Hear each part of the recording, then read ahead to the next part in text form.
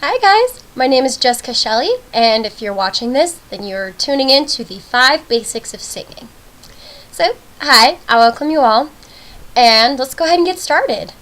So, the 5 basics that we're going to be addressing today on singing are pitch, rhythm, breath, voice, and diction. And my hand, I don't know if you can see it, kind of new to this. But anyways, sorry, that is what we'll be talking about today. So I go on tangents a lot, so please bear with me. We'll see how this goes. But number 1, pitch. So the ultimate question is, what is pitch? And I can give you an answer. Pitch is the sound that we make with our voices. In other words, notes.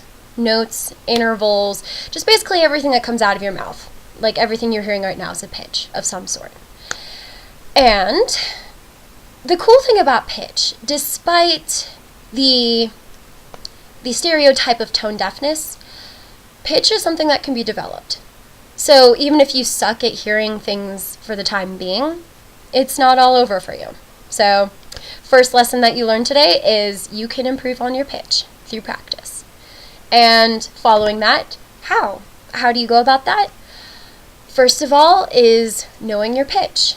And the ultimate way to doing this is just listening. And listening to your music and identifying those different pitches and practicing them. So first is knowing your pitch. Second is being able to listen to your pitch within your music that you sing along with. And that's when keys come into play. That's why it's nice to know what key it's in, if there's C, B, B minor, stuff like that. Basically, the point of keys is to be able to find your note somewhat, because it's along the scale. And once again, that is something that is developed through practice and through active listening when it comes to music. And the third, if you mess up with pitch, we're all human, and really all you can do with that is correct it. So if you catch yourself falling off pitch, just change it. You can fix it, and once again, it takes practice. So really when it comes to pitch, I can't stress enough practicing and listening to music frequently so you can get a hang of it. So to go over those last 3 again on how to improve pitch, learning to know your pitch well, being able to hear your pitch in the music, and third, correcting your pitch when you hear that it's wrong. So, yay. Moving next is rhythm. And personally, I struggle with rhythm a lot, actually. It's something that I have to clap myself to get it right. And when it comes to rhythm, basically the ultimate thing that helps as a singer is being able to vocalize your beats. So when it comes to really difficult pieces, such as the Messiah, Handel's Messiah, those like, for unto us a child is born, and then just goes forever. People don't just learn that miraculously. It takes a lot of practice, and the ultimate way to learning your runs is vocalizing every single note. And sometimes you have to stop the music where it's like every single note happens like every 10 seconds. But if that's what it takes, all the power to you. So rhythm, once again, such the same as pitch, is something that needs to be practiced. And singing's fun, so who doesn't want to practice? I don't know, that's just my opinion. But moving on. Next is breath. Breath is by far what I believe, and what pretty much all singers agree with, is your bread and butter. Without the breath, there is nothing for your voice to carry on, much less even create the voice, which we'll discuss very shortly. But when it comes to breath, it pretty much is the key to singing. Breath control is vital, and if you feel like your breath control is poor, which I'm right there with you guys, I suck at breathing. Like, oh my gosh, thought everyone knew how to breathe, which we do, actually. So that is the upside. And another upside is there's another way to improve that as well. And through the more sedentary people like myself, it's not always the number one thing we want to hear, but exercise definitely improves breathing. As you run and just get the blood pumping, your airflow ways open, and the more breath that your body is able to contain, the longer you can sustain your notes and impress everyone in the room as you sing. Be like, wow, I wish I could do that. And you can. That is the cool part. You absolutely can. So exercise and practice. Moving on next is the voice itself. So clearly, in order to sing, you need a voice. So, ta-da! Fun fact for the day. But another thing to it is knowing the anatomy of your voice. And the best way to describe and explain this to you is this. So, the voice looks very similar to something like this. If you go online, search up different pictures, it's a lot more fleshy and creepy looking. And it looks like a bird's beak even. It's kind of something I thought. That's besides the point. But this is the perfect way to describe your voice. And what your voice consists of is 2 vocal folds on each side, and contained within the voice box, which is about in this area. It's a little bit lower. And basically, when you look at photos, what to expect is this. And so, with your 2 vocal folds, they're the fleshy, more elastic-like. They're very stretchy, and what causes the voice to occur is the passage of breath between. So, and that's what causes the vibrations. Whenever these hit together like that, that basically is a very poor representation of how the voice works.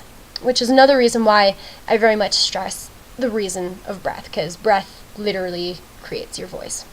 And taking that even further, kind of cool to think about it, but that means your voice is actually a whistle, even though it doesn't really sound like it. Just the passage of air between your vocal folds, and that vibration is what causes the voice. Another fun and cool fact about the voice is depending on tightness or looseness of it determines what note range you hit. So the looser your vocal folds are, the lower your notes are. And the more it's stretched like that, the higher it is. And that's also why when you sing in higher registers, you definitely want to be careful with stressing it, because you are more prone to hurting your voice when you sing in a higher register, because naturally everything's more constricted and it pounds harder, and you just have to love your voice. You have to love on your voice and take care of it. So definitely use caution whenever singing higher notes, because you want to keep that singing voice healthy. So yeah, cool. This is what your voice pretty much looks like. And last but absolutely not least is diction. And I decided to break this into 3 different parts to kind of explain more in depth what diction is. So very simply put, diction is the shaping of the sound that your vocal folds and your breath create. And to understand it more on a, I'm totally spacing on words right now, technical manner, is 3 different types of aspects. Voice sound, resonance, and articulation. The voice sound is the vibrations itself that your vocal folds will create as air passes through, and you stretch them back and forth. So that is what's coming out, and next that follows is resonance. And for the instructors who tell us how to sing, because it's a learning process, you will frequently hear your instructors mention head voice versus chest voice. And what are those? It's a very good question, where you may be singing, they're like, head voice, sing in your head voice. What they're referring to is the spacing of basically this upper part of your body, your mouth, throat, and chest even. So when it comes to the head voice, the areas of resonance are your nasal passages here, and a bit of your throat in the more upper region. And when it comes to chest voice, it vibrates in the lower throat and the chest area, which is why you can feel those rumbles, and it's really cool, honestly, when it happens. But yeah, so more or less that's what your teachers are talking about when they say head voice versus chest voice. Like when they say head voice, like we want to hear that beautiful head voice, they're asking for resonance placement within the nasal and upper area, and chest voice is in the lower region of your throat and chest. So, fun fact, resonance, and it does make a difference. It changes the quality of the sound. Chest is more deeper, more robust, and head is a lot more delicate. And we all have it. Fun fact as well. Everyone has a head and chest voice. So, yeah, yay. And the last part to diction is articulation. And the parts that cause articulation is the tongue, soft palate, which is kind of in the back of your throat, top, back, and your lips. And that is what causes the shaping of the sounds that you make through the breath and the vocal cords, vibrations, and all that jazz. Yeah, and through using those, that's how you change just kind of ununderstandable sound into language. So placing of your tongue and lips, and yeah, basically that's pretty much it. And I could go on for a long time, and I won't. But I hope you guys enjoyed this video. These are the 5 basics to singing, and I hope it helped you guys out. Good luck to all of you guys. Practice daily. Take care of your voices, hydrate, and just love music. Because it's awesome. It's fun.